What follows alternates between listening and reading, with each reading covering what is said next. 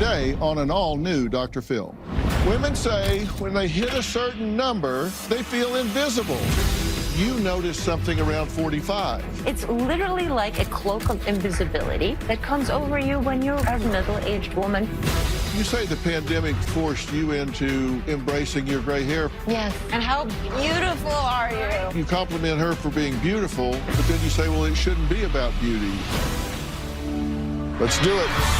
Have a good show, everybody. Here we go. This is a safe place to talk about hard things. Stand by. We'll count you down. Today is going to be a changing day in your life. 5, 4. Get ready. Take care of you.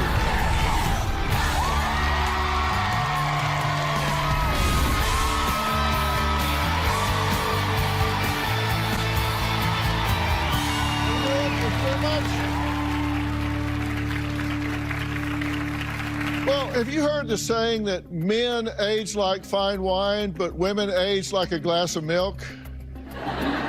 Well, I'd like to know who came up with that, because it is not right. Now, I know men have it easier when it comes to aging. I mean, look at me. I've been bald since I was like 12. And that's okay, apparently. But despite the fact that celebrities like Jane Fonda and Jamie Lee Curtis are opening our eyes as to what it means to be a silver fox, there is still a huge double standard. Women say when they hit a certain number, they feel invisible, washed up, unwanted. Now, supermodel, 57-year-old Paulina Horoskova is famously candid on her social media for shutting down those who think her face needs fixing or that she should not be posing in a bikini at her age. Really? Take a look. When I was 15, I started modeling, and it was a very hard thing to walk away from. Then around the age of 45, I started noticing that the way I was perceived was slightly different than what I had become used to. And then I would put photos of myself in bikinis. All of a sudden, I started getting the influx of, "Are you a little desperate there, Grandma? How about you cover up and spare us the look of your poor aging body?" I was sort of getting relinquished to the invisible women category. People will literally just walk into you, and you think, hold on a second. I am actually a far more interesting person than I've ever been. And this is where you don't want to see me anymore, because I've aged out of being physically appealing to you.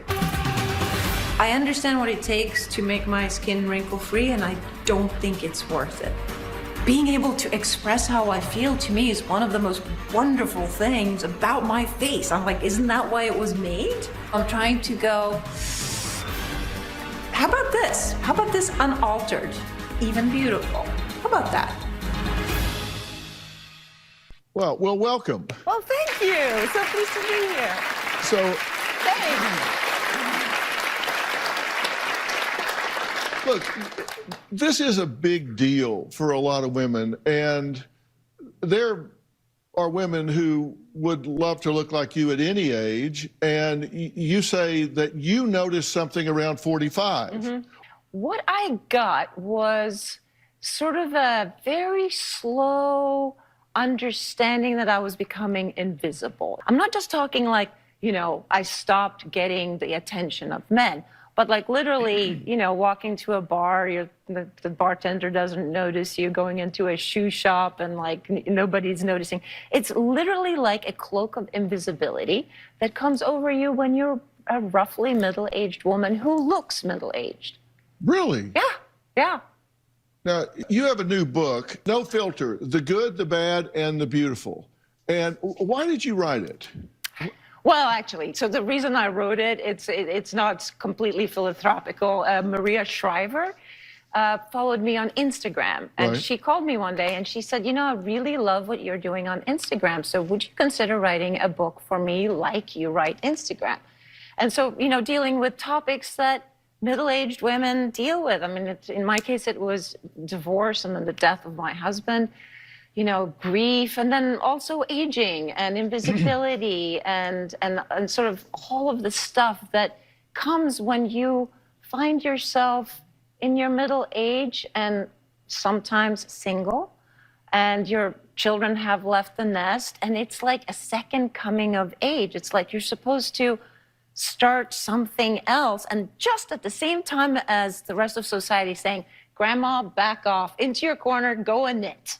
Now, when you were on social media, a plastic surgeon called you out, actually, and said there were some things you needed to fix. Well, they posted a picture of me that I posted on Instagram that I thought I looked really good in.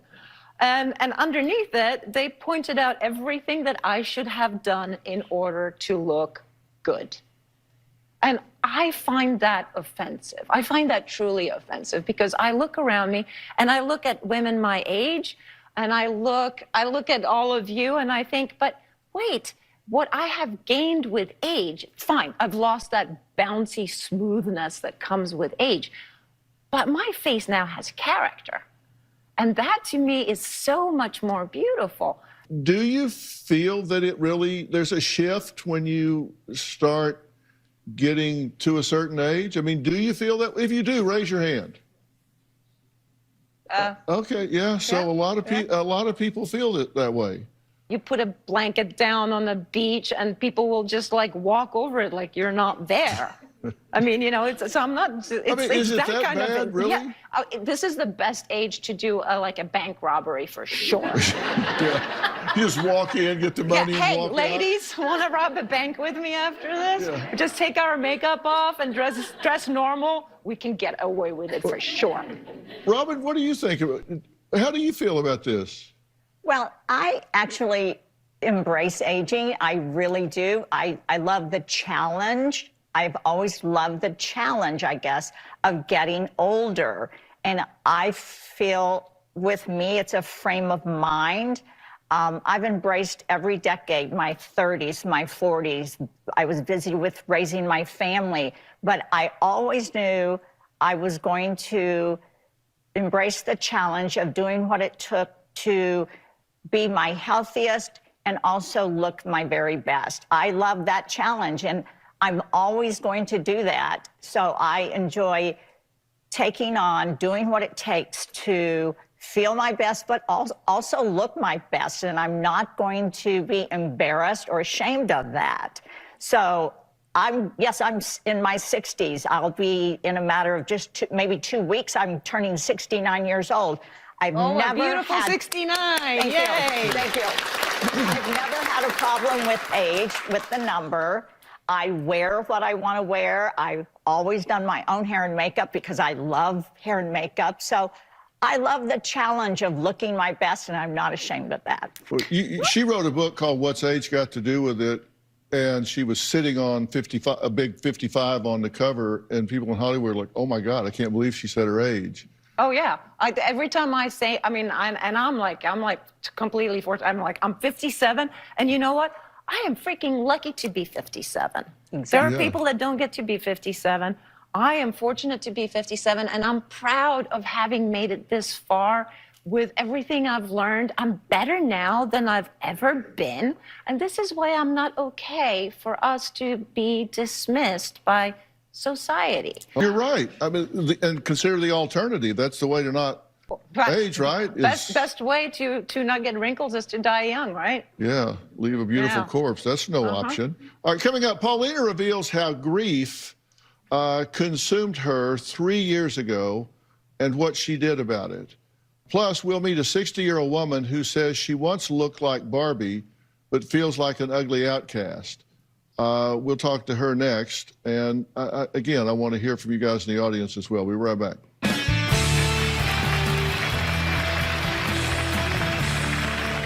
Tammy, I'm 60 years old. When I was young, people used to call me Barbie. I had a perfect face and a perfect body. Now that I'm 60, my face is sagging and my body is not proportioned properly. When I go out, I feel invisible. People don't talk to me. I feel overlooked, and this really hurts my feelings. Well, that was 60-year-old Tammy, who says she's so self-conscious of her age, she sometimes, Well, she just doesn't want to leave the house. It's just easier to stay home and not deal with it. But model and author Paulina Porskova says, what's wrong with being 60? I mean, that'd be your question for Tammy, right? No, it's not what's the problem with being 60. I absolutely understand what the problem of being 60 is. It's not you, it's the people around you that haven't reframed aging, that haven't redone their little goggles to see that there's the beauty of youth and then the beauty of maturity. You're a beautiful woman, and you don't feel it? I do feel beautiful. I feel beautiful inside. I don't feel beautiful outside. As you were saying, once we reach a certain age, you know, we start 45 or so, we start to feel invisible. Yeah. And yeah, it hurts. And I feel like it's almost like a secret hidden epidemic about women that are older that start to feel invisible. And I don't disagree that that's a problem. And I've seen the surveys. I've talked to women that have said, you thought it was going to be your problem, and your friend said, oh, no. Me too. You're not going to look the same at 40 you do at 20, or at 60 you do at 40. They're going to change. Yeah. That doesn't mean they're better or worse. They're going to change. But that's it. It's not that it's better or worse, but it's right now as society, there is a better and a worse. 20 is good, 50 is bad.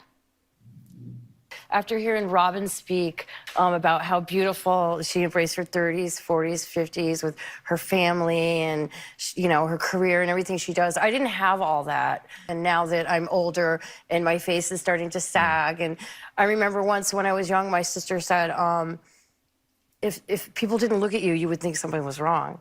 Like that was, you know, I got a lot of attention, and I grew up with that. And then when you reach a certain age, as Paulina was saying, you know, stepping over you on the beach and, you know, just a grocery store, you know, you're outgoing and you're just ready to say hi to people and enjoy life, and people are kind of looking around you and, oh, you know, it's hurtful. You know, age is going to break down our tissues, our skin. Yeah. But it doesn't break down integrity. It doesn't break down our passions. It doesn't break down our values. It doesn't break down all And the things that define. We have that on the inside. In We fact, do. But it once we go heightens out, it. we're reminded. Yes, We're true. reminded that you're not so it anymore. That you are not way. wanted. You are not desirable. It's so to us, true. you're not attractive Yeah. anymore. Are you talking about to men? Yeah, well, just Men actually kind of rule society. well, the patriarchal society. So yeah, there you go. No offense, but also there is a thing about we women from the time we are born. One of the things that is instilled in us is that being pretty You're so cute. is really important. That's where we get the pretty privilege. Because if you're pretty, you get the privilege that comes with being you're pretty. so smart. We don't get that. You don't get what a smart little girl. Right? What a Yeah. talented little girl. You get. And What if a we were raised in beautiful that little girl. respect and talked to like that along the way, maybe it would How have many been times do different. you hear "what a beautiful little boy"? It's not quite as often. No, I don't think I've ever heard that. See? No? So we are conditioned that being pretty, whatever else you are, you can be talented and you can be ambitious and you can be super smart. But if you're pretty, you get a little leg up. You were using the pretty privilege, as was I. I was using it to be accepted into society. Yeah. Yeah. And now that that's fading away, I feel very alone. And I'm not married. You know, I've been divorced for 20 years. So I don't really date. I only date in view to marriage, so I don't date, period. So I don't get that attention and that boosting or whatever that, you know, I have my own confidence. I do. I feel very good about myself. But the look thing, going out. Now, there was that word you just said. So I feel really good about myself, but means forget what I just said. I'm going to now tell you what I really think. Yeah. When we come back, would you believe that women of all ages feel the stress of aging? We're going to meet a 33-year-old woman who says she feels old, she feels irrelevant, over the hill. That's next.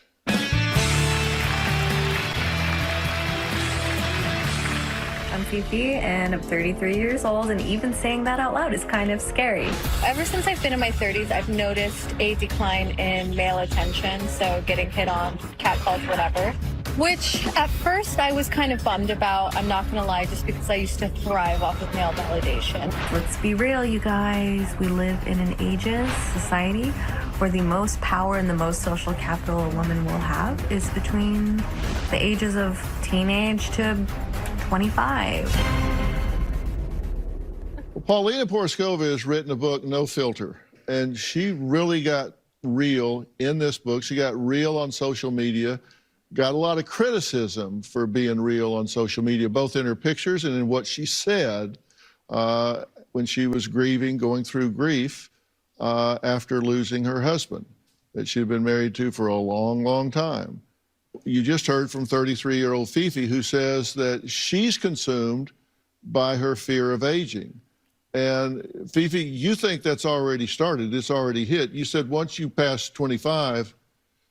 No, actually, I woke up on my 23rd birthday and I had a mental breakdown. At 23? At 23 years old, I crawled to my knees and I covered my face, like a movie scene, I was like, I'm so old. Can you imagine how I feel now? Can you imagine how we feel right now? I understand. I think I'm going to have to crawl out from underneath the ground. Where's my cane? And you say that you're on social media and a lot of guys are saying stuff to you, right? Well, here are some of them. I've put them up so we can see. You look 110. Yeah. She's old and has lip filler. A woman's worth dips past 25. Yeah. How are you not embarrassed at your age? Yeah. I thought she was in her 40s. Yeah, I get that a lot, actually, 40s and 50s. Yeah. And so these are guys commenting? Yeah, they're mostly unshowered men between the ages of about 13 years old to about deathbed. Yeah. Yeah. They always have the most to say, the crustiest ones, You're letting these people bug you. These guys are saying that. You wake up at 23 and you got your head in your hands crying? Sure, I partly it is, my inability to kind of put a wall up, but I do think because I grew up in an age with, social media and a certain type of media that I was exposed to, I feel like I've been programmed in a very unhealthy way by society and internalized all of that. Let me do a quick survey here, and I'm not just trying to puff you up, but in terms of inventory, besides her looks and her beauty, what do you guys notice about her? What jumped out at you when she came up here and started talking? It's very articulate, very well spoken, very clear, yeah. Mm-hmm. Yeah, Robin? Sense of humor. Yeah. You got a great sense of humor. She's smart. Do you take time giving yourself credit for those qualities, those characteristics?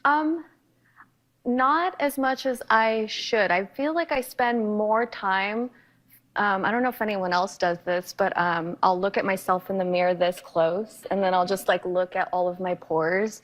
I should probably be doing more self-love internally than doing that. Well, your internal dialogue, your personal truth really does define how you carry yourself and how you present yourself. Yeah. Which really teaches other people how to treat you. The way you treat yourself teaches other people how to treat you. And they say, look, she knows herself better than anybody else. And if she thinks she's less than, who am I to question her? That's valid. Yeah. They'll take that lead. Coming up, how does social media play into the way we do see ourselves? Well, Plus, we'll meet a woman who says when she looks in the mirror, she screams. All that next.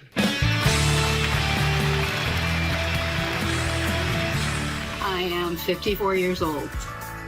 Hello? Yeah, me. Yeah, see, that's some of the problem right there. It's that invisibility factor. I went from somebody that could get service at the store to them calling the people behind me. They really don't see you anymore. You're not old enough for people to say, oh, you're so sweet.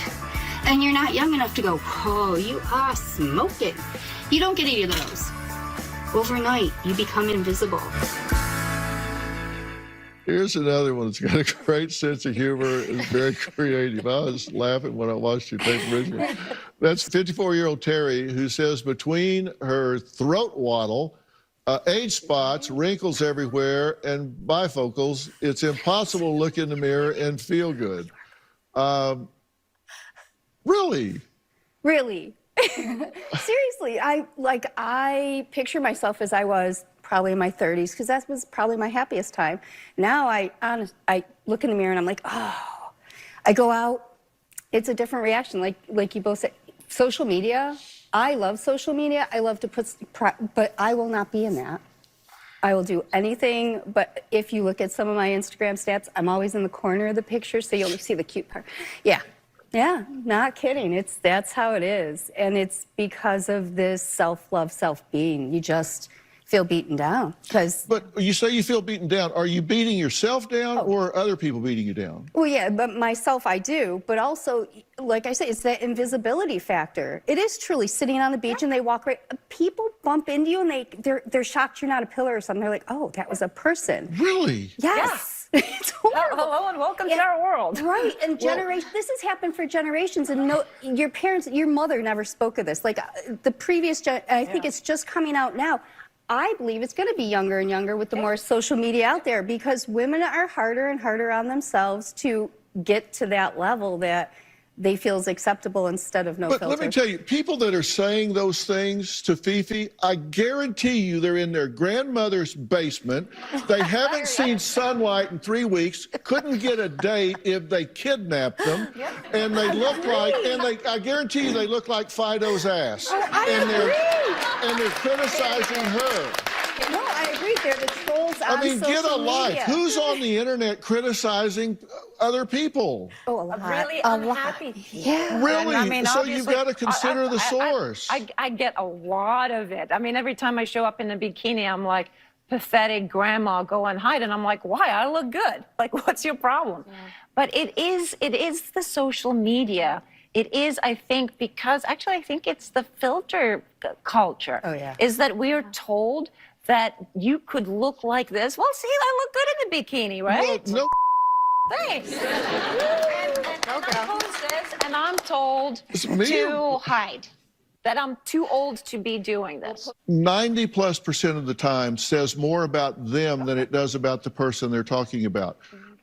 In all situations. And you were on grieving about your husband. This was a difficult time for you. And you said you were just looking for a connection. You were wanting to express yourself.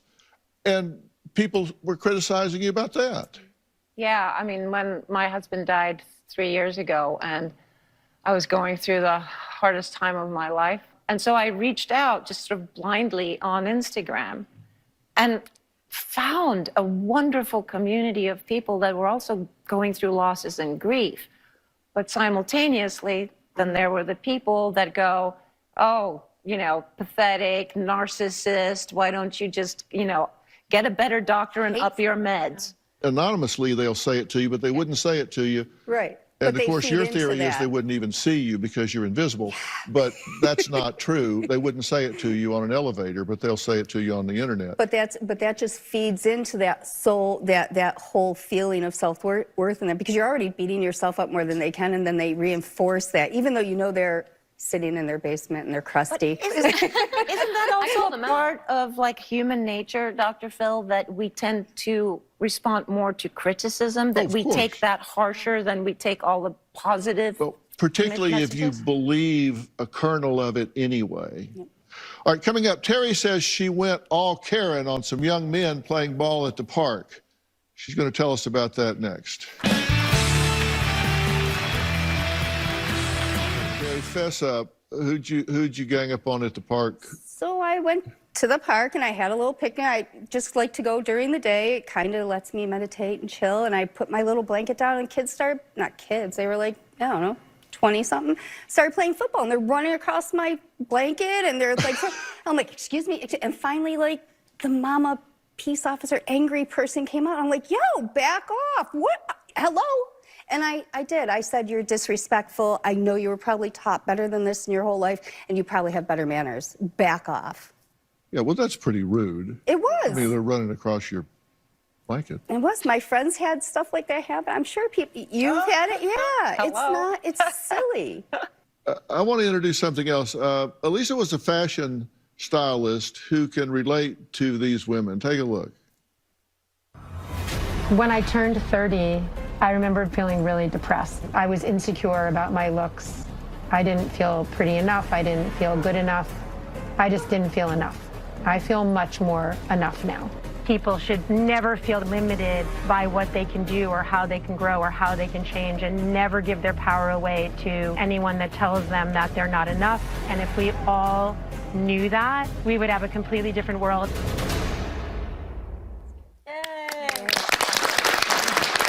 Elisa and her daughter Lily are co-founders of Style Like You, a website focused on self-acceptance.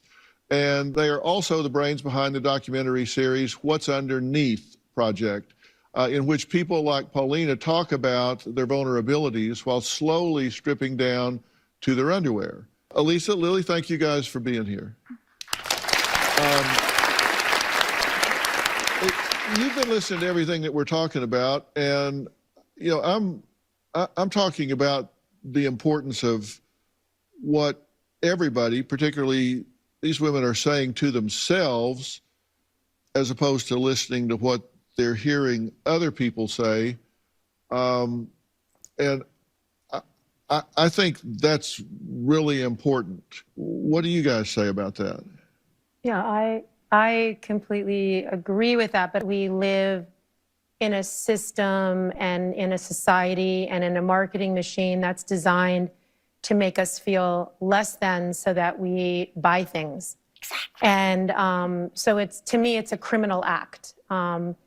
And because our lives are so valuable, and it doesn't become less or more valuable with any of these external things, age or gender or race or body size or mental or physical, nothing, none of, it's all, you're not more or less valuable because of any of those things. You are valuable, you're inherently valuable.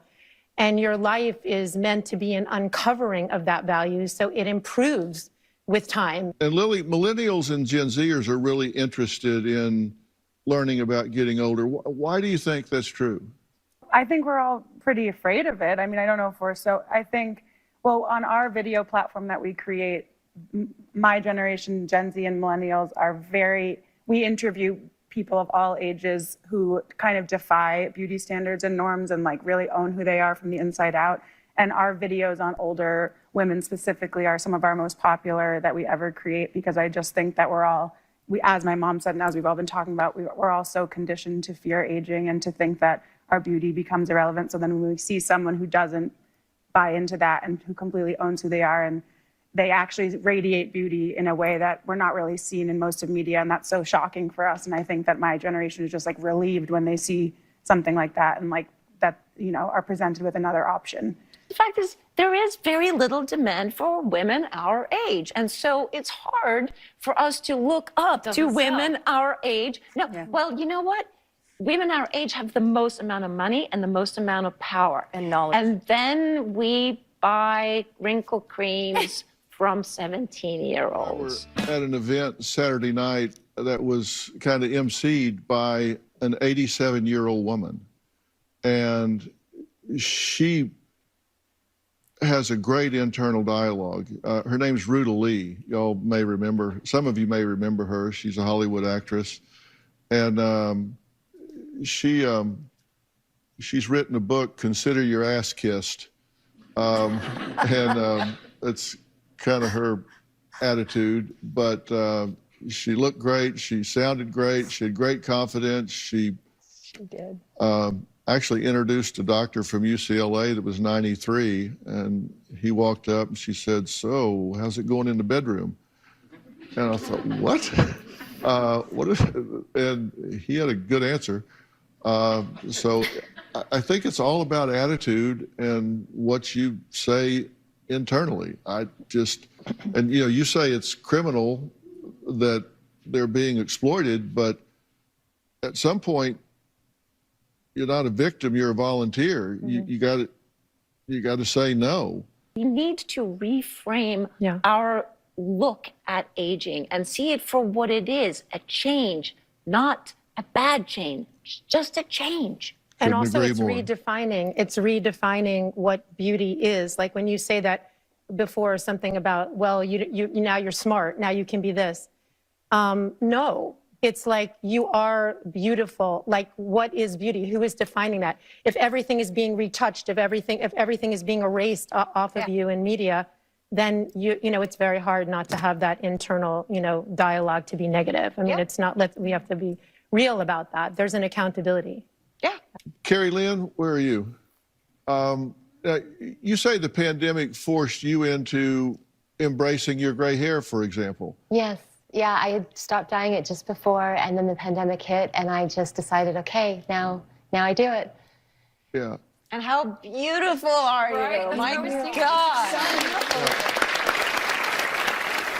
You compliment her for being beautiful, but then you say, well, it shouldn't be about beauty. And you say the same thing. You know, we've got to define beauty as being beautiful at 70 or 80 or 90. And I'm just saying that beautiful is not just about visuals. You know, there's beautiful spirit, there's beautiful intellect, there's beautiful deeds, there's beautiful value. And I think we mean the same thing, right? That it's defined multidimensionally. Paulina's book, No Filter, The Good, the Bad, and the Beautiful. Listen, this is a must read. I tell you what, it's informative, but it's also extremely thought-provoking. It is extremely thought-provoking, I have to say. And it's available on Amazon or wherever you buy your books. And by the way, Paulina brought enough for everybody in today's audience, so you're all going home with a copy of her new book. Just ahead, my next guest says bedtime is wartime with her young children. Solutions for them and parents everywhere now. The dreaded bedtime battles. Parents of young ones, you know what I'm talking about. Children finding every excuse in the book to avoid going to sleep. My next guests, Veronica and David, are no strangers to this common parental dilemma. They desperately want help getting their children to sleep so they can get some shut-eye themselves. Take a look. Give me Stop. David and I have 3 beautiful girls together. Our household is very crazy, very loud, noisy. Being the only man in the house is a little tough. Living with 3 girls is as crazy as I ever thought it would be. All right, girls, it's time for bed. People would think that bedtime would be relaxing, but not in our household. Come on.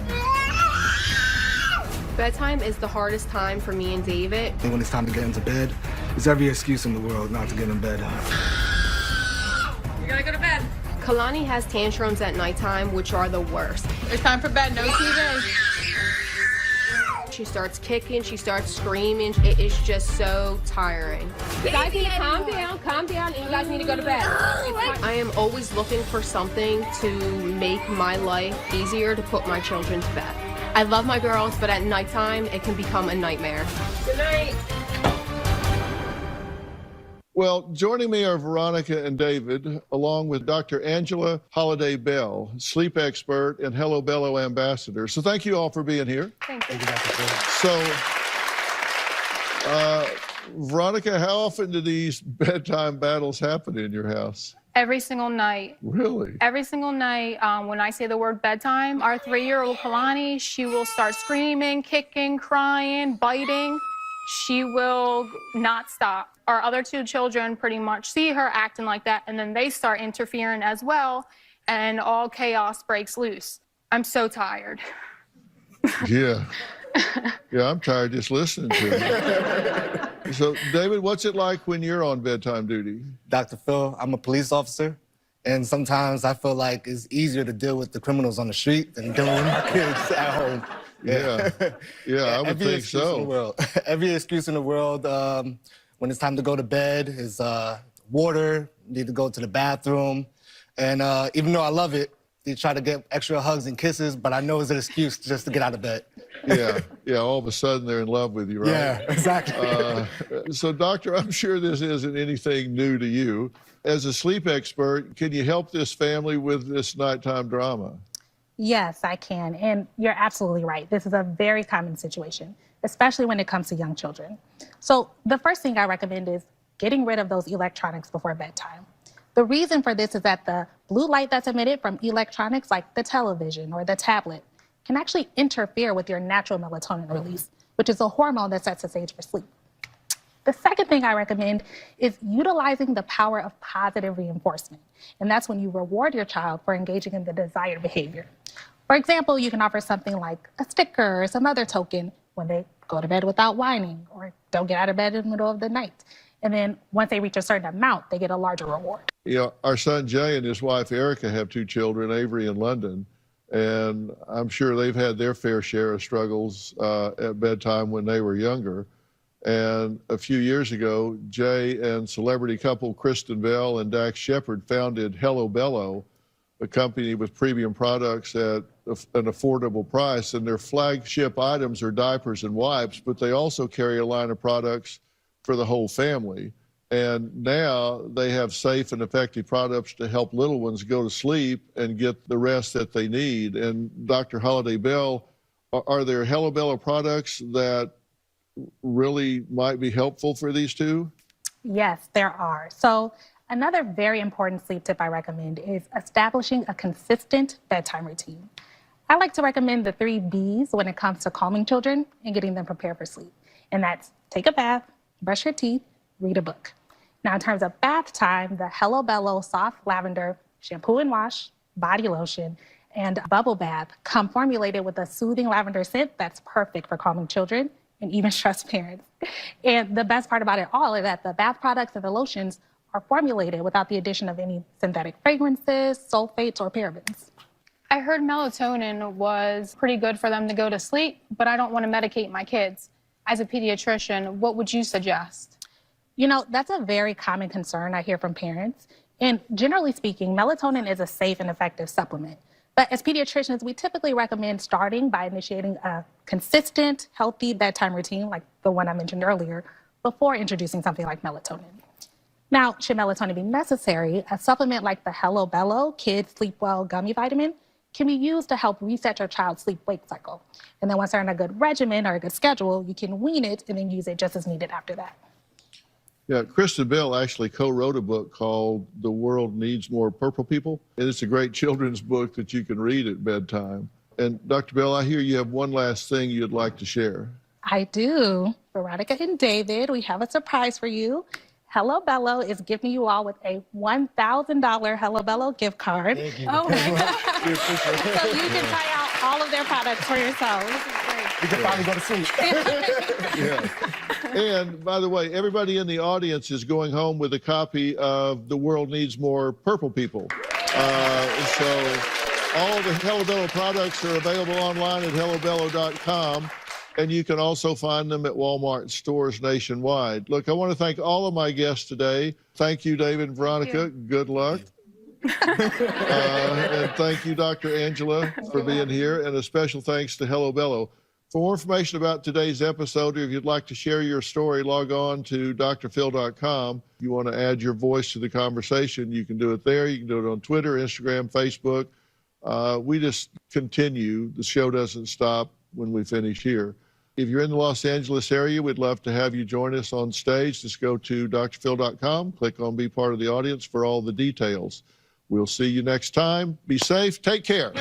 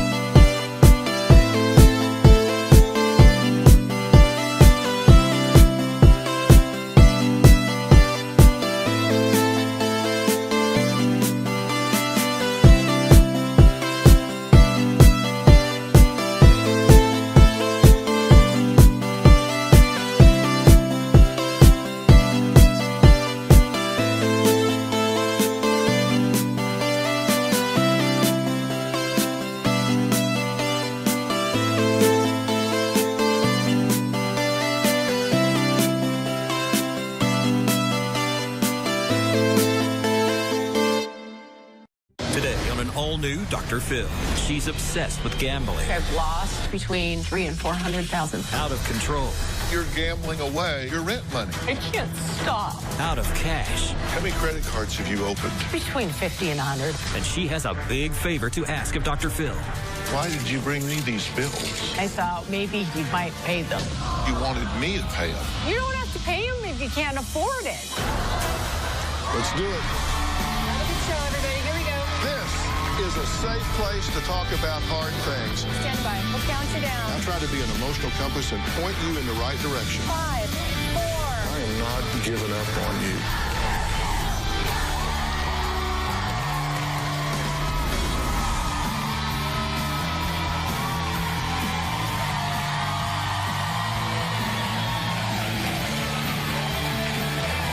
How you doing?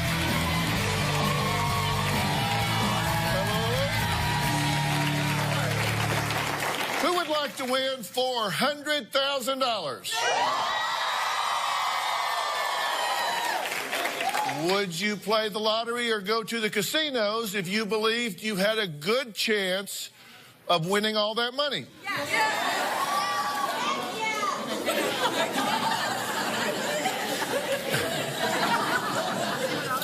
If you won, what would you do? Maybe buy a home like this one that was recently on the market for $400,000? Or how about buying a brand new sports car like this? Or how about sending up to 4 children to a 4-year college? I'm sure we could all find endless ways to spend the cash. So what if I told you that our guest Debbie flushed $400,000 right down the drain just on regular slot machines at the casinos? Debbie is a self-admitted gambler for the last 2 decades who loves to play the slots so much that she says she turns demonic. I have been gambling for over 20 years. My mom's addiction has taken over her life. I drop hundreds of dollars. It's just paper. I am completely addicted to every slot machine.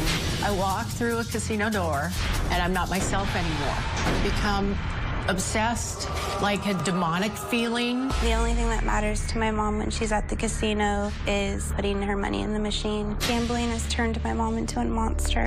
When I go on a gambling binge, I could stay there for days, and I have. I've done everything possible to feed my addiction. I've opened between 50 and 75 credit cards to feed my addiction. If I had to put a dollar amount on how much I've lost over the years, between $300,000 and $400,000. At one point, I controlled all of her money. I couldn't control her. She would make a scene in public, screaming at me for her credit card.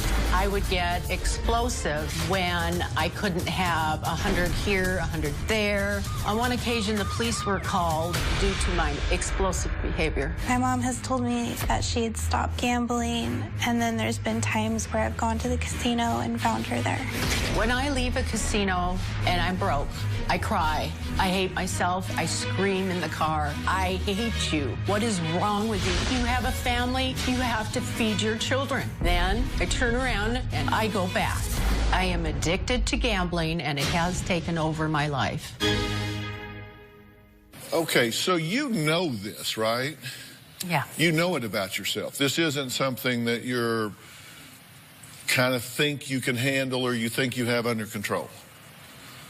I have no control over it. I can't handle. So you've heard the term degenerate gamblers, and that describes someone in lay terms that will blow it all. They'll blow their rent money. They'll blow their savings. They'll run up their credit card. They'll do it all. And that's you. Yes. You've been trying to stop her. Yeah. She yells at me and says she doesn't need help. Why do you do that if you tell me now you know better? To be honest with you, I don't want to hurt my children, but I can't stop. So I become a compulsive liar as well on top of it, lie after lie after lie. You've actually gone in the casino. Yeah. You've walked up to her in the casino and said, come on, what are you doing here? Yeah. You've actually taken her money in the casino. Yeah, I've brought her out of the casino. We've been in the parking lot yelling at each other. And she'll stay and you leave. Yeah. I mean, even though she knows you're upset, she'll say, you'll leave, I'm staying. Yeah. All night. She'll be gone all night. You said when you walk through that casino door, you become a whole other person. You said, I become demonic. I become like a devil person. When I walk through a door, a casino door, my mind is focused on a slot machine. I'm not Debbie in there. I don't know how to explain it. I can't control myself. I can't. If I have my bank card with, which I try to leave at home, I'll drain it, even though I have a $300 limit on it daily. They have a machine in the casino that overrides it. So you can drain your account. How many credit cards have you opened? At least between 50 and 100. It has to be. It has to be. 50 and 100 credit cards. At least, yeah. You just keep opening and opening and opening so you can get more money. Yeah, because I can't afford to gamble on my, you know what I mean? I should have never said that one. Oh, boy. No, you got, come on, be honest. You have barred yourself from casinos. You've gone and told them, here's my picture. You spread this around. Do not let my happy ass in here ever again, right? You have correct. You've many told times, them to keep you many out. Times, many times, many times. They let you in? Yeah. You tell them it's not you on the picture. Yeah, I have done that. Well, what do you do to get money? What do I do to get money? Yeah. Where's this money coming from? You said, I can't. I win. And then I lose. I've won quite a few jackpots. You've won $60,000 in a year. Correct. You said you spread all those hundreds out and you were hooked. Big time. How long did it last? How long did money last?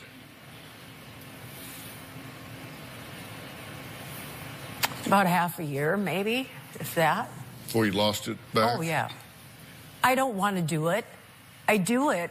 I'm not me in that casino, okay? I'm not.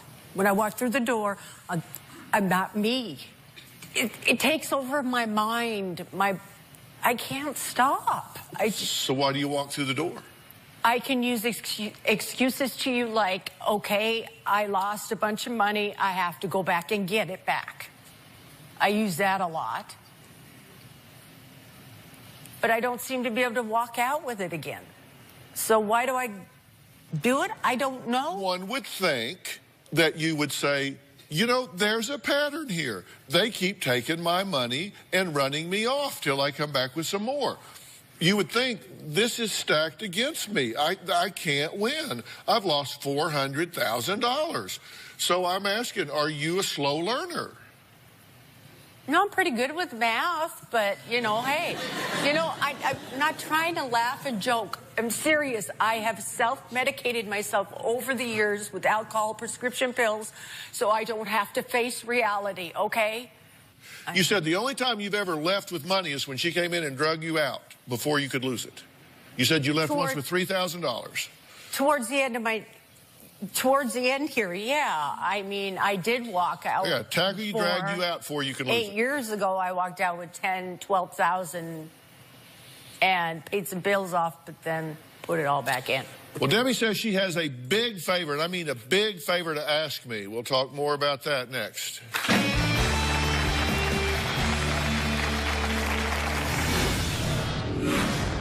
She brought some bills with her. Why did you bring me these bills? Thought maybe he might pay them. You don't have to pay him if you can't afford it, you know? I don't know.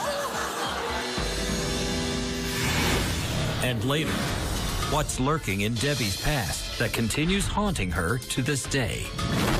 I can't even imagine the pain that you had to feel. All these years, I've been hiding it, I guess. Tomorrow, on an all-new Dr. Phill. Their daughter was a soldier. You got blown off a 40-foot wall. Yeah, she was a tough Marine. She's not tough anymore. Now, being injured in Iraq led to my drug use. she's a heroin addict. You took her to a drug deal. She's getting poison and you're driving her to pick it up. She needs me, she hates me, she loves me, she doesn't want me. Tell me what you think and feel. Don't tell me what she thinks and feels. That's tomorrow. When it comes to my family, I feel like I've run out of chances. I hate myself. When I look in the mirror, I see all the hurt I've done to my family. There was a time that I lied to a family member and borrowed $20,000 to pay off credit cards. I was unable to pay her back. Now, I don't think she wants anything to do with me anymore. My gambling has ruined my relationship with my daughter. My greatest fear is that my mom will be homeless. If she becomes homeless, my fear is she'll not be able to keep my brother with her. I tell myself I won't be homeless. The pain won't go away. The withdrawals won't go away. The pain of what I've done to my family, but I still want to go back to try to win money to pay my bills. There's no out. I don't have anything to numb myself with right now. And it's really hard, you guys.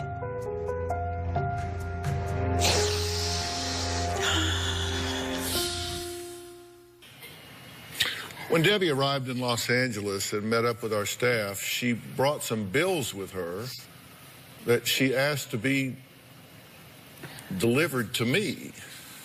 They did. They delivered these to me. There's vehicle title and licensing, renter's insurance bill that isn't open. I guess she wanted me to open this one here. Why did you bring me these bills? Do you want me to answer that? I actually thought that if I was going to maybe get some kind of counseling or help, that these were the bills my daughter needed to take home with her, and then I thought, well, maybe he might pay them.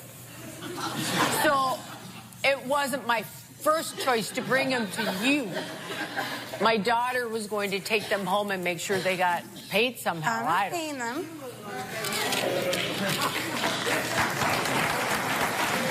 What? I'm not paying them.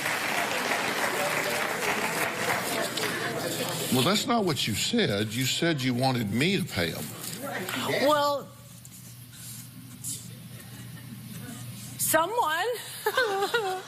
I don't know what to do anymore. You don't have to pay him if you can't afford it, you know? I don't know. I know I'm bailing out again. I'm sorry. I can't pay him either, so I don't I can know. afford it, and I still don't have to pay them. Yeah, right.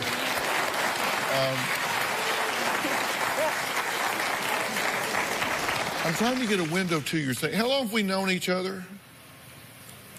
A minute or two? Yeah.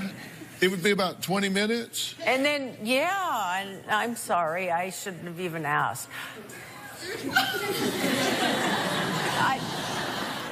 I can't stop. I don't want to lose my third child. But yet you're gambling away your rent money. Yeah. I don't mean to. It controls me. In that casino, I can't stop. How long you been living where you're living? Oh, about a month and a half. Yeah. How long were you living where you were living before that? A year. Uh-huh. And why'd you leave there? She was making a scene and trying to bang on my door and get money from me For? to go gamble. And the whole neighborhood saw. And the cops came. Well, you weren't in a casino then. You said you become a different person when you walk in the casino. That's your trigger. That environment changes you into the devil person. But you weren't in a casino when you were banging on her door to the point that the cops came and you're demanding money to go gamble. That's incorrect. What is correct? I had been at a casino for 5-6 hours and lost. I came to where I was living, and I had asked for more money. To get even? Yeah, my own money that I had my daughter hold on to, so I could have Christmas with my son and my daughter. She was holding on to $2,000 of my money. To not give her. You came to get Christmas money to go back to Correct. the casino because you say you get vengeance money. You say you come home, you're vengeance. I'm going to get some money to go back and kick their ass, right? So she stands in the gap, says, I'm not giving you this money. I'm not giving you the money. And you demand it's your money. You want it, by God, give me my money. The point is you're standing there demanding money to go gamble with. Debbie claims she didn't even start gambling until she was in her 30s. What happened in her life to transform her from being a typical wife and mother with a job to what she self-describes as a crazed demon? We'll be right back.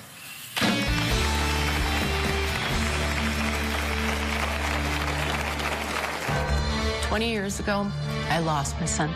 My brother died on my birthday. I blame myself for his death.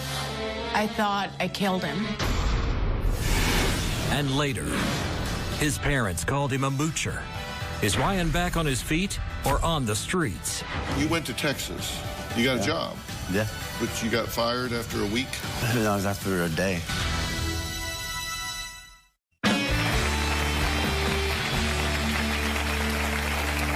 Debbie claims she can't control the pull of the casinos and the urge she has to hit those slot machines over and over again. And yet, she didn't always have this uncontrollable addiction.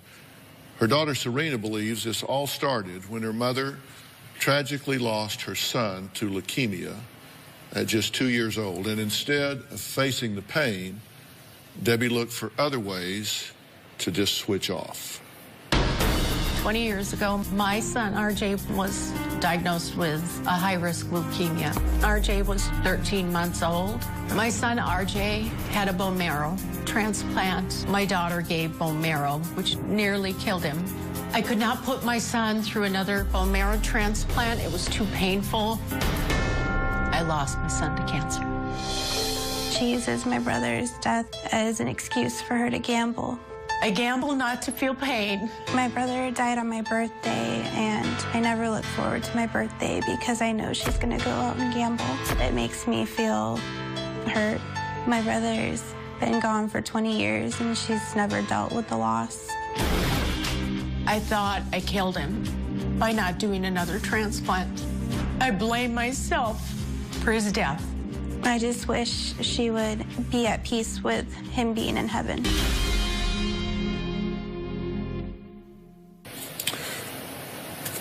Well, I can't even imagine the pain that you had to feel at that time. You had a very difficult decision to make, right? Whether to do the second bone marrow transplant or not. And you made the decision to not do it. And you've questioned that ever since? Just recently, my ex-husband had said, "You're destroying your daughter like you destroyed your son." Right there, I thought, oh my gosh, I have been hiding this or not even realizing this for so many years that maybe I did. All these years, I've been hiding it, I guess, because I didn't realize until the ex-husband saying to me, "You're trying to destroy your daughter like you destroyed your son." It just popped out. God, yeah. I'm sorry, I'm just not sure I can go along with his blurted out analysis and diagnosis there. I'm sorry.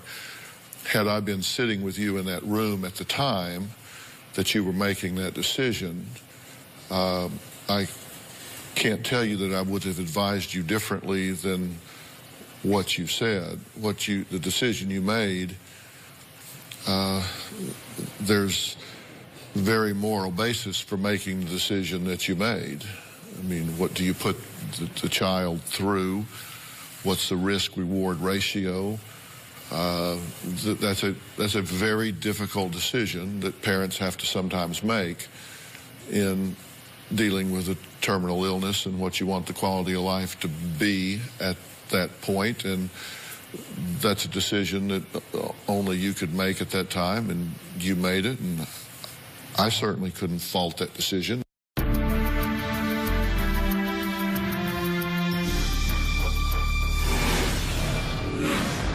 They show pretty people having fun. They don't show you standing at the door screaming at your daughter for more money. They don't ever show that on a commercial, do they? And later, you said the help that I offered and arranged for you just sucked. The life coach that was assigned to me totally failed me.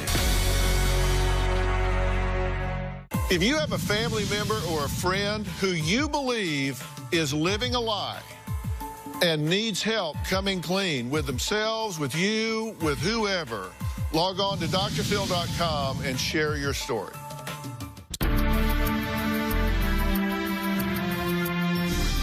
I do know that things often start for one reason and continue for a very different reason. Maybe you started self-medicating, as you said, but then pretty soon this took on a life of its own. They show pretty people having fun in casino commercials. They don't show you standing at the door screaming at your daughter for more money. They don't ever show that on a commercial, do they? Yeah. They don't ever show you with a file full of bills trying to figure out how you're going to pay them. They don't show that in a commercial, do they? No. Because right now, if you stopped gambling, would your life be peaches and cream?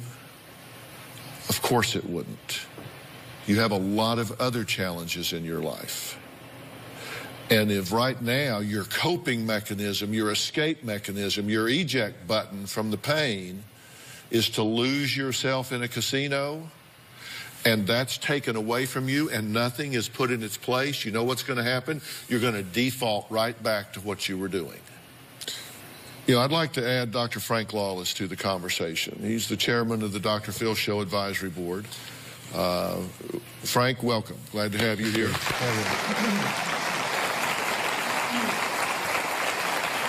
Frank is director of the Lawless PvP&P Center. He has also written the book, Psychoneuroplasticity, Protocols for Addiction. Frank, what needs to happen here? Well, first of all, we need to recognize that it is, the problems are neurological, which means that they are deep below your consciousness. So you are really out of control. There needs to be a broad program that encompasses not only your lifestyle, but also your neurological functioning and your psychological coping skills. And there's a comorbidity here. Your addiction to gambling is existing in parallel with some other things. And depression, for example. Anxiety, for example. Those things have to be dealt with in parallel to what we're talking about here. You got to deal with everything. At one time, you fix one thing and not the other, then that's half a loaf. You've got to deal with everything. So what I want to do is really attack this on all fronts and give you a chance to turn this around and do it right one time. Let's get this right one time and give you your life back. And I really think in a relatively short period of time, your life can look a good deal different to you. I think you can be looking back going, oh my God, I cannot believe that was me. And this is going to begin with, what I would like to do is fly you to the PMP Center to spend some time with Dr. Lawless' team. They have a team there, multifaceted team, to start with a very thorough evaluation, see everything that's going on with you, psychologically, neurologically, physiologically, hormonally, everything, and then put together a true coping plan to get this turned around.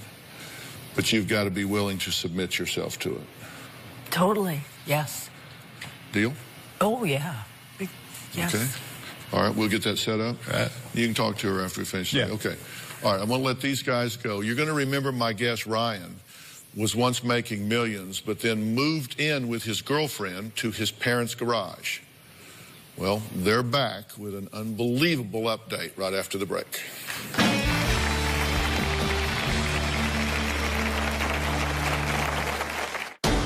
My 37-year-old son does live in my garage. There's a reason why I'm in your garage. You don't deserve to have a family that's as supportive as they are, that loves you the way they do. After being on the Dr. Phil show, I was disappointed because I felt like Dr. Phil had missed the mark. Tomorrow on an all-new Dr. Phil. She was a tough Marine. She's not tough anymore. Now she's a heroin addict. You took her to a drug deal. She's getting poisoned and you're driving her to pick it up. That's tomorrow.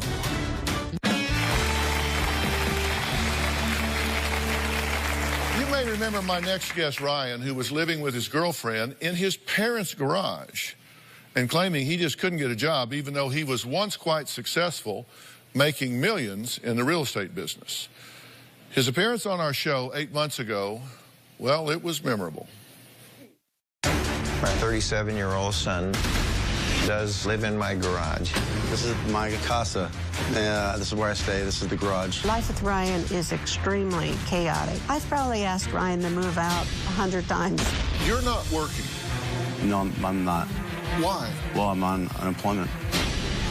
Are you working? I'm working still. I'll be 73 next month. So he's twice your age, and he's working, but you're sleeping till 2 in the afternoon in the garage. What is wrong with you people?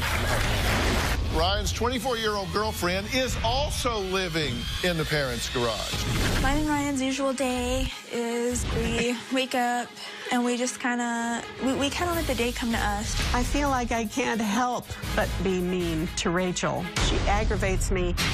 You know what? You are stuck. You got a chip on your shoulder. I strongly suspect it's frustration. You're taking it out on everybody else. Yeah, I'm a 37-year-old adult that deserves that respect, and there's a reason why I'm in your garage. You don't deserve to have a family that's as supportive as they are, that loves you the way they do, the way you treat them like... I don't want to kick Ryan out on the street because in the back of my mind, I would feel terrible if he were really sick. Do you think he's mentally ill? I think he's bipolar. Where did you go to medical school? I've never treated a bipolar patient where I called the adult patient's mother up and said, okay, here's what I want you to do. Have no accountability, allow him to be mentally and emotionally abusive, let him sleep until the middle of the afternoon, and don't let him get a job. That's what I need you to do to help me get him back as a meaningful, contributing member of society. Don't you want to be proud of you again? Well, sure. I know how to get you back in the game, and I am willing to bring you the resources to do that. Well, I told Ryan's parents that the only way they would see their son make it is if they kicked him out of the garage. They did listen. Take a look. Since we were on the Dr. Phil show, we finally had to evict Ryan to get out of our garage. This is my garage. I own everything here. It's not anything of Ryan's. We've been living at motels, getting money from resources. Hey, what's up, Dan? Since being on the show, I have spent $3,000 on Ryan. There's been 10, 12 times that I've put him in a hotel. We're living day by day. A lot of times we definitely have to reach out for a lifeline to help us. I was wondering if you can give me a ride down to... No? Okay, thanks for your help. Ryan is currently not working. He hasn't held a job for 3-4 years. We try to maintain our normality by going to the gym, exercising, and we have his racquetball. Good. After being on the Dr. Phil show, I was disappointed because I felt like Dr. Phil had missed the mark. He was a moocher, but the symptoms behind that, I felt, were mental illness and drug issues. I don't think I have a mental problem. I think we have a financial problem. Well, Ryan and his girlfriend Rachel are here while Ryan's parents, Mike and Vicky, join us via Polycom. Even though Vicky thinks I missed the mark on Ryan, you did take the advice to get him out of the garage. How long did that take? About 6 weeks. After the show, about 6 weeks, had to evict him to accomplish that. Are you glad you did it? Are you sad that you did it? How do you feel about it? I'm positively thrilled. I mean, I felt like it was a burden off my shoulders that would never go away. Yeah. Are you at peace with that, even though I know it's difficult? Oh, yes. Oh, yes. Okay. Your mother thinks that she doesn't disagree that I felt like you were taking advantage of them, but she says that I missed the mark in that you are mentally ill and that you need help in that regard. You disagree. You don't think you're mentally ill. I'm going to leave that till I'm properly diagnosed or like checked out. But you actually, after some encouragement from family, decided to check into a hospital. Yeah, I mean, everybody was pushing that direction, and you know, I'm not going to turn away from it if that's what friends and family and loved ones are saying. Did you check into? Yes. I mean, I've known a couples where, like, one wanted to take up scuba diving, so the other one did. But this is the first time I've heard where one was checking into a mental institution, so the girlfriend said, "Yeah, I'm in." Right. Well, because yeah, no, you're right. That's because that's why I checked out. That's why I checked out a day later. Is because you know what? It was all for the wrong reason, and somebody else deserved to be there a lot more than either one of us. Well, did you get in conflict with the staff when you were there? No, I wouldn't say that. No. Well, I thought you wound up strapped down to a wheelchair. No, not strapped. I was asked to sit in the wheelchair and basically move to a different level. I thought you told us that you talked to her in the hallway, and they said you weren't supposed to do that. Pass them the note, yeah. And so you got upset. They called security. You wound up getting strapped to a wheelchair, moved to level 1. They took you up to that ward, and you decided, well, these are some seriously disturbed folks up here, and there are people that deserve to have this kind of care more than I do. I should not be taking up a bed here, so I'm going to check myself out. Yeah. That's what you told us. We right, recorded that. You're right. That's accurate. All right. Ryan says he's trying to change his behavior, but is he really? I don't know. We'll talk more about that when we come back.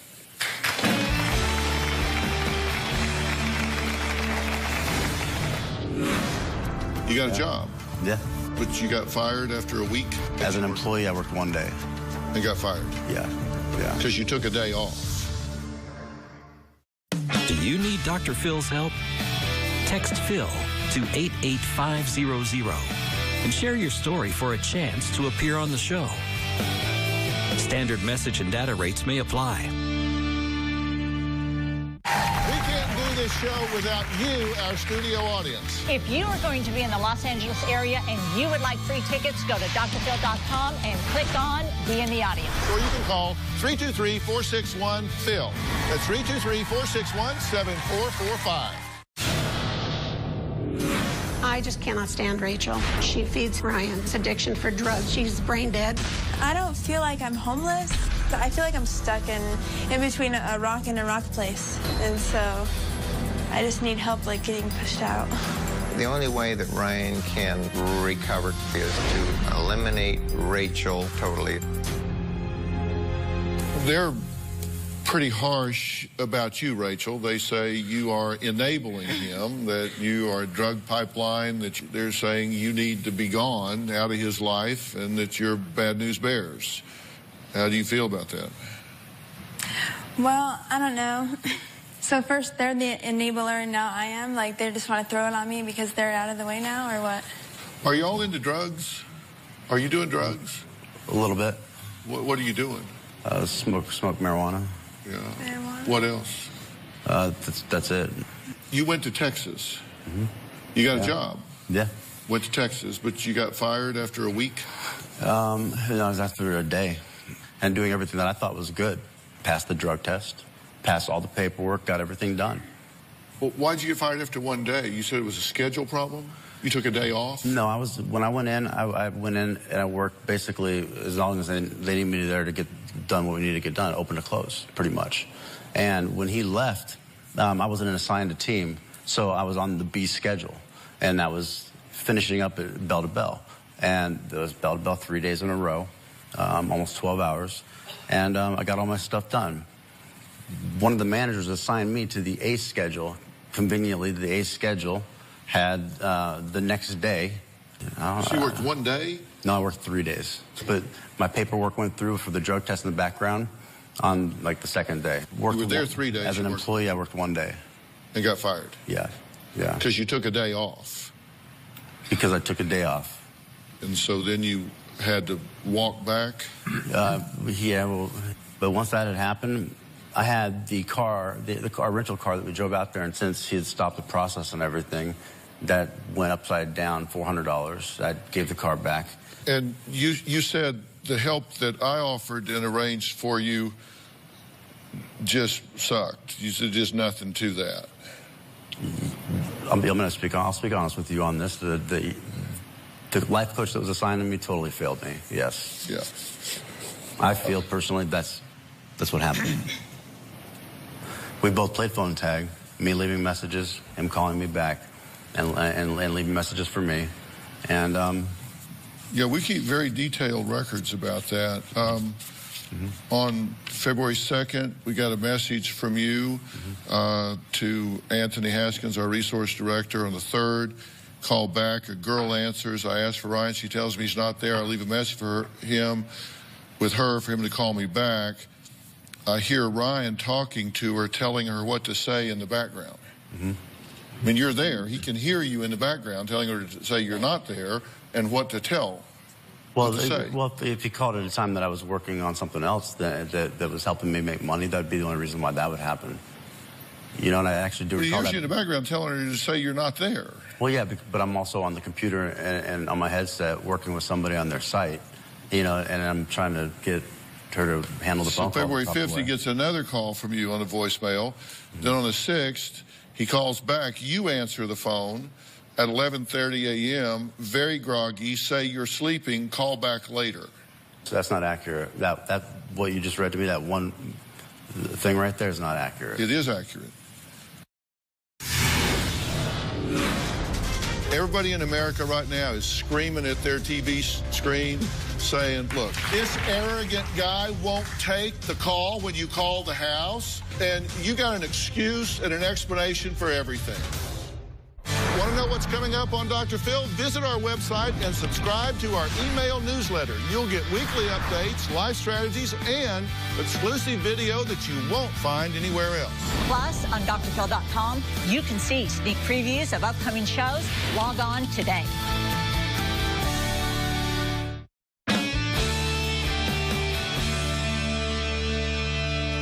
This is Anthony Haskins right here. Anthony, these are your contemporaneous notes at the time. You know Ryan? Yeah. Hey, Ryan. How are you? Good to see you again. Good to see you. These are your contemporaneous notes at the time, correct? Yeah, they are. And you called at 11:30 a.m.? 11:30 a.m. And he was groggy, says, call me back later. That's what happened. Then on the 10th, you have a message from Ryan, your work voicemail. He's asking for a letter from me for the court or his lawyer. It was unclear. Not sure what, but he wanted a letter from you.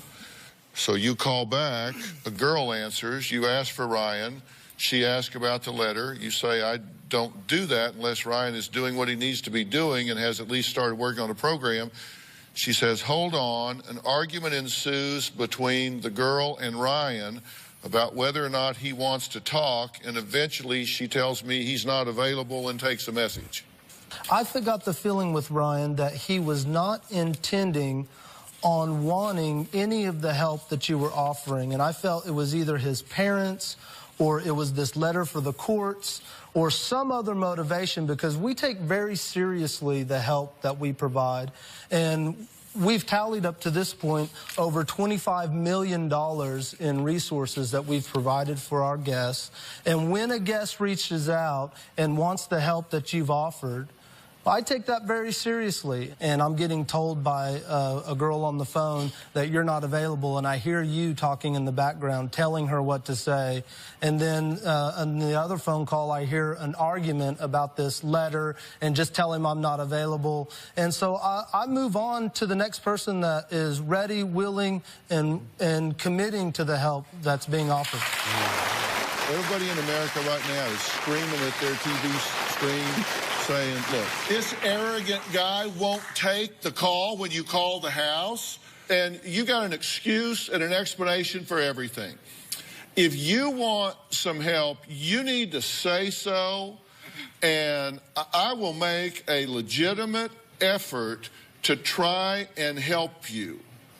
But I can tell you this, you make one appointment and don't show up, the exit ramp is right there, and I'm done. I won't quit on you, you know, and I do want your help. Dr. Lawless, will you dig in here and see what's going on? I will do an evaluation and make a plan. Okay, and amazing. And that's going to require, I'm going to have to fly you to Dallas to make that happen. I will do that. I want to thank all of my guests today, and a special thanks to Dr. Frank Lawless. We'll see you next time. Let's make this work, man. Seriously, let's make this work. All right, guys.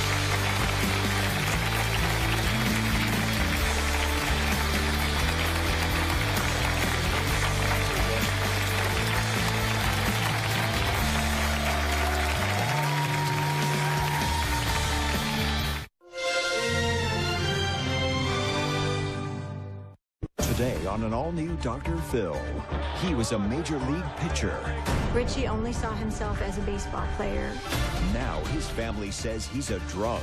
He has insisted we not talk about alcohol, right? He said, be careful what you say on that stage. I do not think I'm an alcoholic. Do you change when you drink? I do not. I hate her. I'm done with her. My dad has told me to go myself. You're such a bitch. You've been self-medicating with alcohol because your dream got ripped from you. I'm not a drunkard. What I've been seeing today is a shell of what he is. This is that bottom of the ninth, man. You got to do this. Let's do it. Have a good show, everybody. Here we go. This is a safe place to talk about hard things. Stand by. We'll count you down. I'm trying to be an emotional compass and point you in the right direction. 5, 4. I am not giving up on you.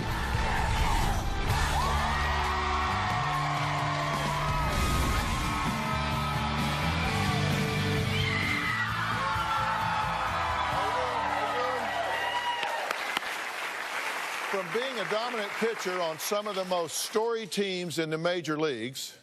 Lewis to the set, the 2-2 to Buhner, a curve. To striking out some of the greatest players to ever wear a uniform. And a 2-2 pitch to Edmonds. Got him. He was the guy who gave it his all when the game was on the line.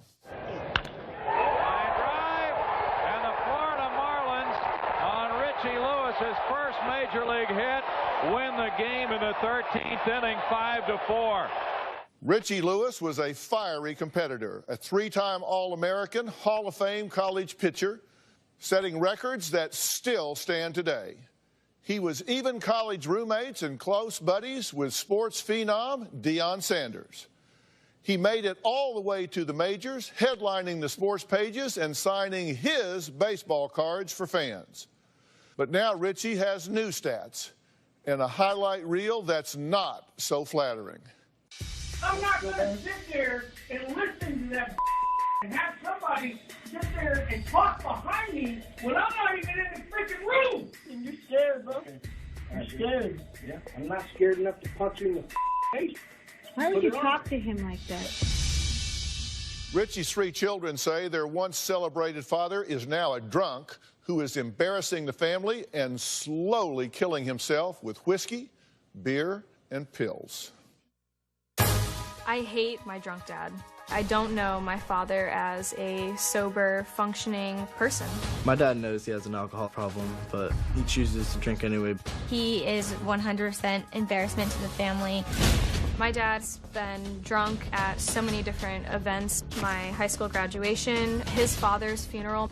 He's missed some of my really big games in high school, and instead he stayed home and decided to drink. Recently, he's been drinking about a water bottle full of whiskey throughout the whole day, and sometimes that's mixed with beer.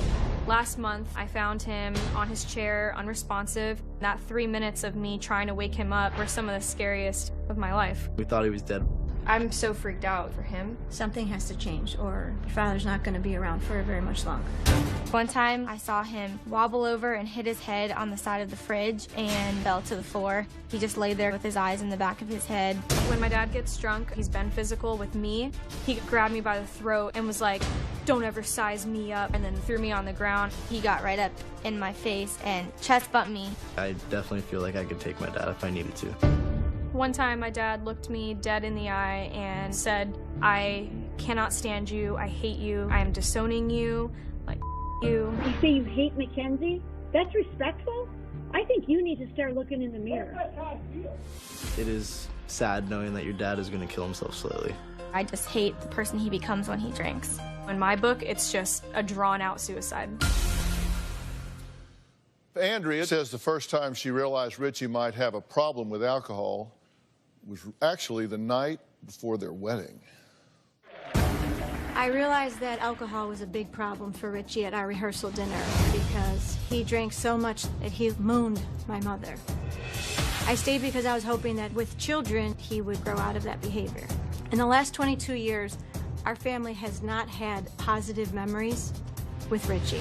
My husband has told me that alcohol is his best friend. And here's where Richie keeps his alcohol.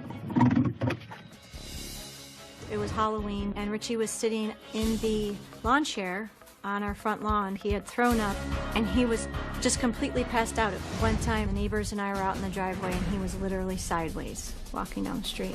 We had a couple over, and Richie had his head on the table and couldn't even talk.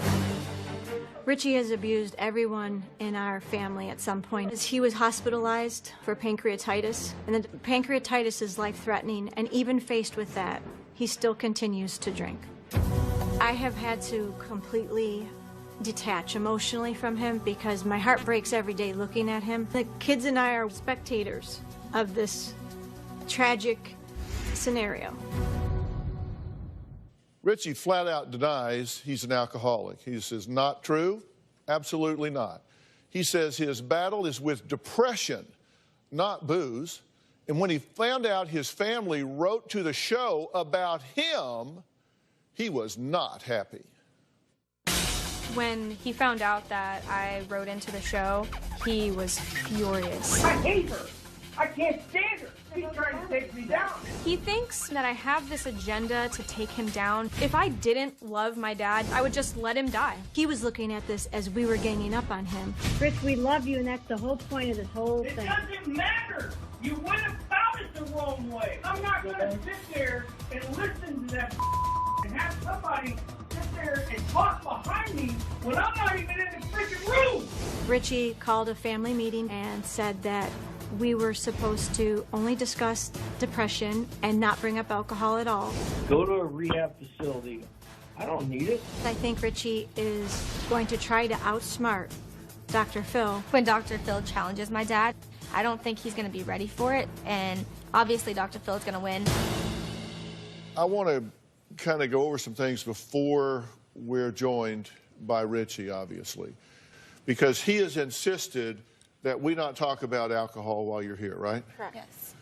So why did you write in? My dad has been watching your show for years. He records every single episode. But the day I actually wrote in, I had found him unresponsive, and I almost called 911. It just absolutely terrified me. Like, this might be the day that I find my dad gone.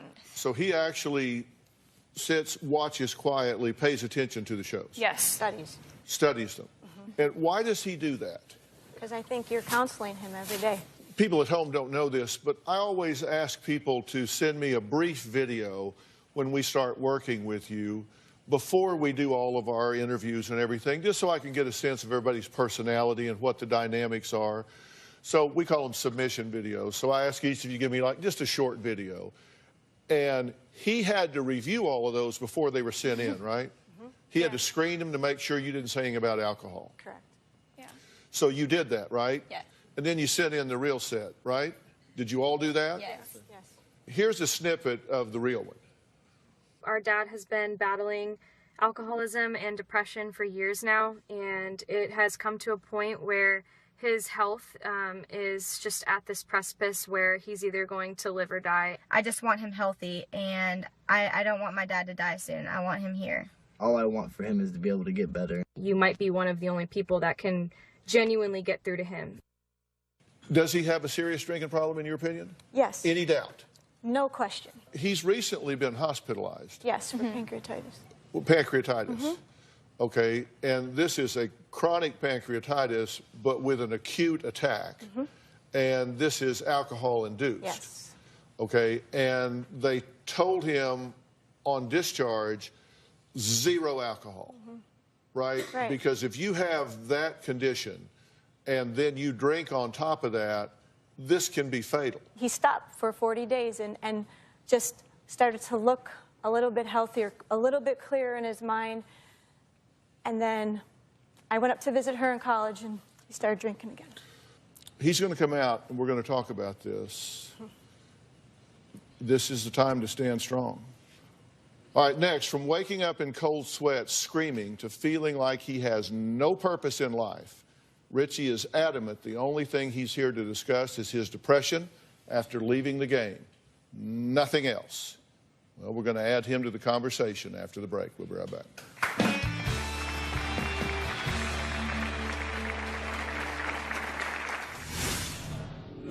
I don't know what you think is going on here. You're not going to intimidate me. I didn't want to turn this into a fist fight up here. And later, they're worried about you. I do not believe Mackenzie's worried about me in any way, shape, or form. Have you grabbed her by the throat? I have never, ever grabbed her by the throat. Tomorrow on an all-new Dr. Phil. Police in Phoenix hunt for a freeway shooter. They said your gun was matched to the bullets found in those cars. There's no way that's possible. 10 cops jump on you, take automatic rifles and point them at you and your 5-month-old daughter. I still worry because if they've manufactured evidence once to arrest me, why would they not try and do this again? They're saying we still believe he's the freeway shooter. That's tomorrow. My family can't even go out in public with my dad. My parents were out to dinner, and they invited me to come stop by the restaurant. My dad got up to let me into the booth, and he could barely stand. He had to use the table to hold himself up. I felt so bad for my mom because I know how painfully awkward it was for her. When he's been drinking, he's just so unpredictable. One time, he picked up a full gallon of milk that was unopened and just threw it as hard as he could at my mom's head, and my mom ducked, and it hit the wall. He's a ticking time bomb. We're going to find him dead if this continues. Richie Lewis was a pitcher in the major leagues and adored by fans, but now his family say he's become a sloppy and belligerent drunk who may only have a year to live if he doesn't sober up. Now, before we bring him out, let's hear why he says the only opponent he's battling is depression after being forced to retire from the game he loves. Ever since I retired from baseball, it's like, who am I? I'm holding this baseball right here for the interview because it gives me security. Beating this depression is by far the hardest thing that I've ever had to do. Yeah, I'm physically alive, but my spirit inside just died. I would rather face 9 Hall of Famers at the plate than to try to beat depression. Some nights I'll wake up screaming in cold sweats, and the dreams are always about baseball. My dad always told me not to put all my eggs in one basket, have a safety net for when the game is over. And I said, I'll be all right. I'm going to make it, Dad. I was projected to be the #1 pitcher out of college to make it to the major leagues first. I finally made it to the major leagues. I was living my dream. Here's the set and the 1-2 pitch. He swings, and this is at a high, hard one. I put my whole life into baseball. In the first 6 years of my professional career, I had 4 surgeries. After the first surgery, that's when the depression really started. I feel like I'm on an island, out in the cold. There is no way my family understands any of this, and all they see is me miserably depressed. Well, Richie, good to meet you. Feel like I've known you for 14 years. Yeah? So you've been watching the show? I have been. All right. All right. Yeah, I love what you're doing with your hair, too. Thank you. I got the memo. Yeah. Got the memo. Yeah, birds of a feather. That's right. When you watch the show, do you learn stuff from it? Absolutely. I learn from it, and I try to take, and incorporate it the best I can. Yeah. You were just hospitalized, right? I was. What for? They defined it as pancreatitis. Mm-hmm. And why'd you have pancreatitis?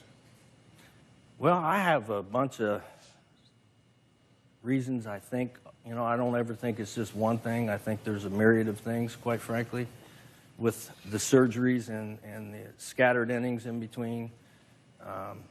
After I had my first surgery, I'd be scared to tell you how much anti-inflammatories I was taking to be able to answer the bell. Aside from that, I know that drinking doesn't help any. That's not a good thing for that particular problem. How much were you drinking leading up to the pancreatitis? Frequently. Physician's instructions were no alcohol. Are you compliant with that?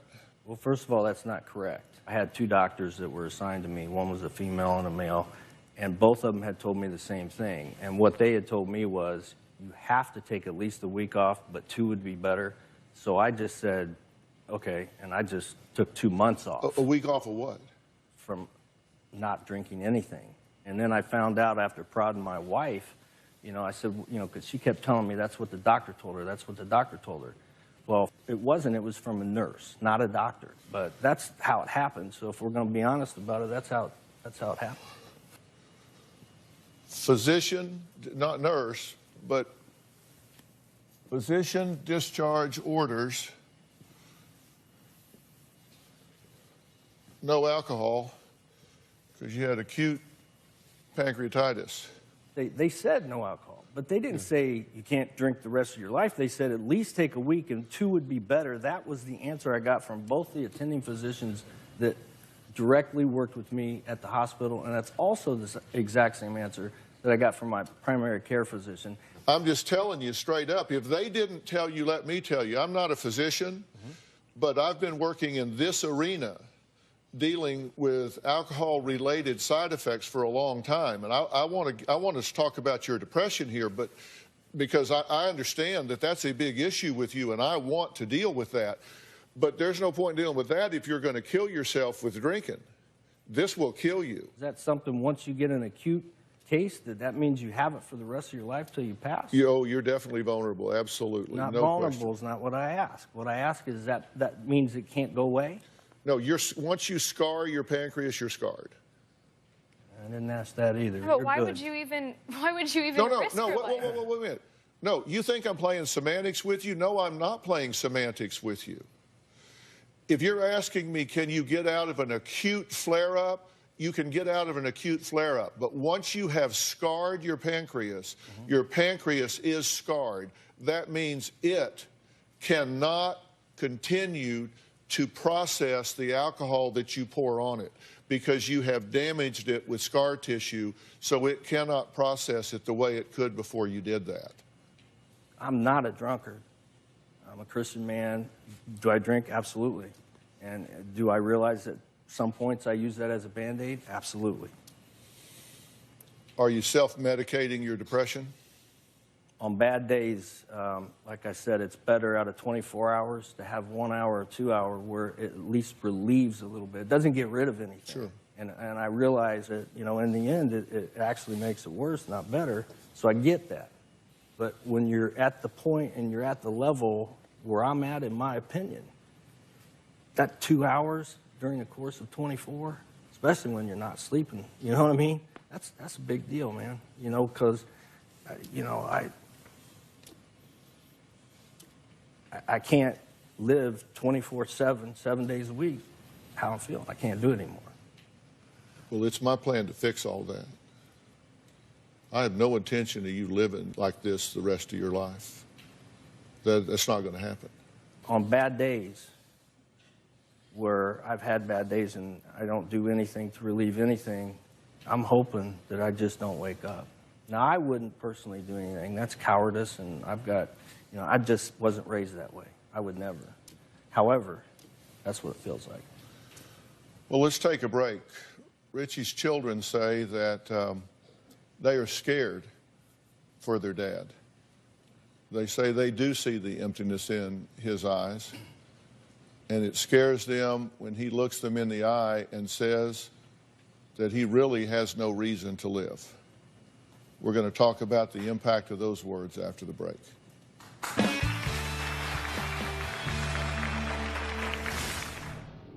Did he threaten you when you got here? He said, be careful what you say on that stage. It's over. It's over. And later, Dion and I have been friends for a long time. I'm broken right now, Dr. Phill. What I've been seeing today is a shell of what he is. Richie only saw himself as a baseball player, and once the jersey was ripped off, he lost his identity. He will tell me that he does not want to live anymore.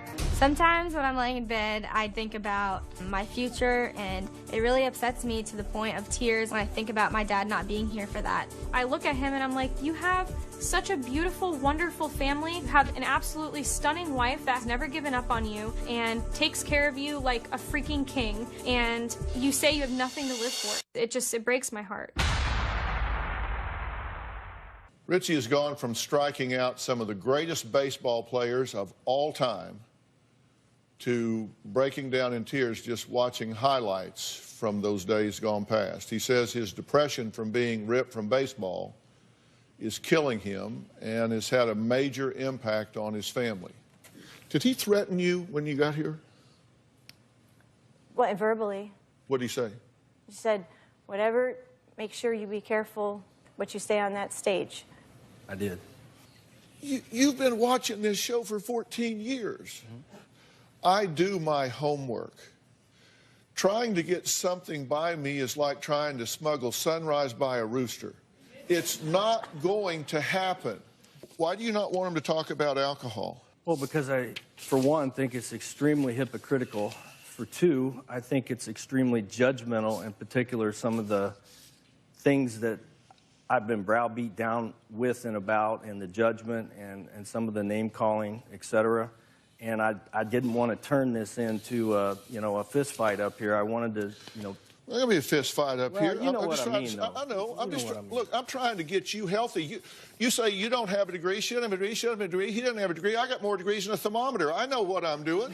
Well, I don't mind you embarrassing me. I made that choice. I'm not here to embarrass you. But are you kidding me? Here's my point. By saying that, what I'm saying is I don't mind being embarrassed. Okay? Why be embarrassed? There's things that they would be embarrassed about, and I was trying to get around this without having to throw some of those out there. Are y'all afraid of anything being said here? Is there anything you don't want said? Is there anything you're concerned about? No. Is there anything off limits? No. You got a green light from anybody, anything you want to talk about. You can intimidate her, him, whoever. You're not going to intimidate me to the point that I'm going to let you destroy your life, because you deserve better than that. I don't know what you think is going on here, but if you think that I'm going to let you come here and leave and continue to be depressed, continue to do whatever you're doing to destroy your life, You're worth more than that. I'm not going to let you do that. Do you not get that after watching me for 14 years? Once you get here, I am your worst and best nightmare. Listen, it's over. It's over. Get it? Come on. It's over. It's over. It's over. You've been self-medicating yourself with alcohol. You've been sitting there because your dream, your passion, your reason for being got ripped from you. It wasn't fair, but it got ripped from you, and you don't know how to get out of that mourning. You don't know how to get out of that grief, so you're doing the best you know how to do. Richie's family says his denial and refusal to admit he's an alcoholic is just adding to his demise. Take a look at this. My dad will never admit that he has a problem. He said, I will always drink. No one's going to get me to stop drinking. He does not think he has a problem with alcohol. If you say alcoholic, alcoholism, it's just World War II, the Hiroshima bomb dropped in our home. He will minimize, deflect, and avoid anything when it comes to that subject. Richie blames me. He says that I've made this alcohol issue a bigger deal than it is. I haven't had a drink in 13 years. When I first stopped drinking, Richie was not happy about it. He said he lost his drinking buddy. He will 100% deny he's an alcoholic. There was one blatant lie. What? She said, what was it that you just When said? I first stopped drinking. Yeah, because all I did was praise the woman. After. I praised her, I congratulated her. First of all, she's never been my drinking buddy, barring an occasional charity event or social gathering of some sort. Never been my drinking buddy. And all I did was say, hey, good for you. If that's what you feel you need to do Not for right yourself, then I'm proud of you. I couldn't be more proud of her. And I said that right when she told me that's the decision she had made. Well, here's a text message that you sent to Andrea leading up to the show.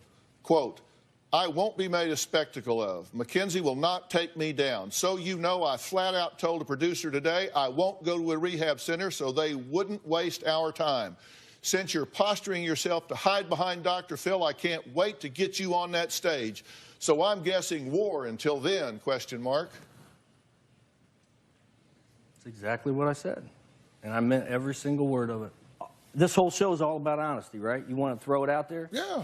I do not think I'm an alcoholic. You're self-medicating with alcohol. Coming up. I do not believe Mackenzie's worried about me in any way, shape, or form. He blew up, he just snapped. Have you grabbed her by the throat? I have never, ever grabbed her by the throat.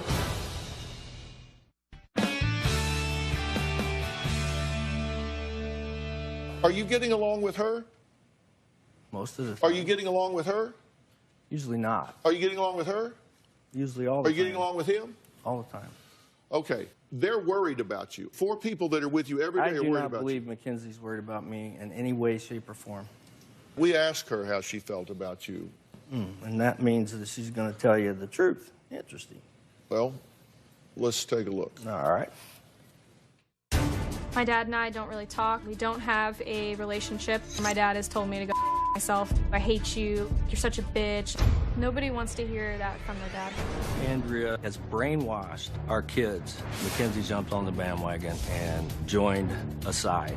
When my dad gets really angry with me, he'll send me these just nasty text messages. I have always been the target. It's always just made me really sad that my dad always seems to love my brother and my sister more than he loves me. My sister's an athlete, and I think, you know, deep down, he just appreciates my sister more. My brother's his only son, so that makes my dad appreciate my brother more. I'm just the that calls him out on everything. You say she was brainwashed, and you're going to say she doesn't care about you, but yet she wanted to get you help, right? The truth is, in one reality, you have no idea how much I appreciated her writing in, except for the method operation. I don't like people going behind my back. And yes, I've said some things to her, absolutely. And there is no excuse for those. Zero. Have you grabbed her by the throat? I have never, ever grabbed her by the throat. When she was 12, you didn't grab her by the throat? Absolutely not. So what happened? He was, you know, messing around, just harassing my brother in the doorway. My brother was brushing his teeth, and I can remember that. And he was little, and I wanted to defer the negative attention and put it on myself. And when I did, he blew up. He just snapped. I've never put my hands on any of my children. But you don't remember it. Or That's my the wife thing. or anyone for Not that the matter. way you are right now. No, Never. Dr. Phill, Obviously, he's I'm the not going most... to dive across the stage and tackle you. I've never, ever put my hands... Have I ever put my hands on you? No, Dr. Phill, Okay, when he's so- in his right mind, he is the most gentle, loving man. Under the influence of alcohol, it's a whole different game. That's so unfair and untrue. I'm the same guy. You decided to stop. Do you change when you drink? I do not. Okay, well, here's a couple of snippets of you being recorded when you were drinking. Okay. I'm not going to sit there and listen to that and have somebody sit there and talk behind me when I'm not even in the freaking room. And you're scared, bro. I'm scared. Yeah, I'm not scared enough to punch you in the face. Why would you talk to him like that? This is how Andrea says Richie commonly speaks about Mackenzie to the rest of the family. She's trying to take me down. I hate her. I can't stand her. I'm telling you right now, as I sit here, I'm done with her. I did say that. You're talking about your daughter. Sad, isn't it? It's very sad. And this was right You after... can't tell me that's how you really feel. No, I don't. The love, the blood, that I do. Yeah, but love has I don't. action I to don't it. like her. I don't like her because she's the most entitled, narcissistic, selfish child that I have ever been around. And this was right after. Hell, you raised her. I tried to raise her and got undermined. There's a difference. I've had a job since I was 15 years old. I pay for college on my own. That's not true. That is so entirely No, true. your mom used at to one send you point, money every month. When I was at the university, I had 4 jobs at one point. I've never felt entitled, ever in my whole life. When he would talk about Mackenzie, it was almost like he would be talking about himself. When we come back, I've got what I think is an outcome determinative, life-changing question for Richie after the break. Coming up. They say the police have been called 20 times. No way. 20 times. I would say you couldn't count them on one hand. Tomorrow on an all-new Dr. Phill. They said your gun was matched to the bullets found in those cars. There's no way that's possible. They're saying we still believe he's the freeway shooter. That's tomorrow. My dad will drive when he's drinking. It is amazing to me that my father has